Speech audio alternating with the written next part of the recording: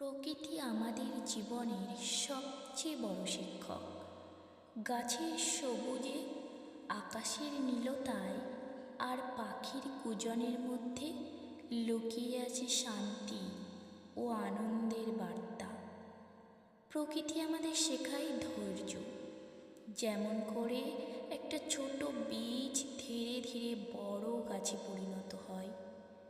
নদীর প্রবাহ শেখায় চলতে থাকা, আর ঋতুর পরিবর্তন মনে করিয়ে দেয় পরিবর্তনই জীবনের নিয়ম।